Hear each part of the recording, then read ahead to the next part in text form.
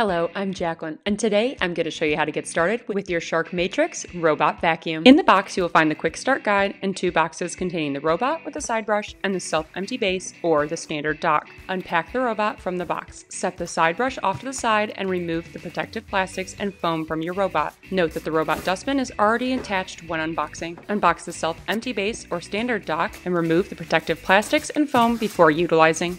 Place a self-empty base or standard dock against a wall on a level surface and plug the dock into a wall outlet, providing enough space on either side. The base light will turn green when plugged in correctly. Grab the side brush and snap it into place on the bottom side of the robot. Place your robot on the dock with the back of the robot facing the base. Ensure that the robot is properly aligned by lining up the robot's charging pads to the base's metal contacts. You will know it is aligned correctly when the dock LED light turns blue. This ensures that the robot is charging. Download the Shark Clean app for the full functionality of the robot's cleaning features, like home mapping, no-go zones, scheduling, and targeted cleaning missions. Your first robot run is an explore run. Before your first run, clear any socks, cords, toys, and debris from the floor and open any doors to rooms you would like the robot to enter or map. It is recommended that your robot have at least 50% battery before beginning your explore run. During its explore run, your robot will navigate itself around your home, building a map of your house. You can then use this map to help set zones and create rooms. This will enable you to start target zoning cleaning from the app and set up a cleaning schedule. You can utilize the app to control and maintain your robot's performance. If you're looking for more information on your Shark Matrix robot, visit sharkclean.com.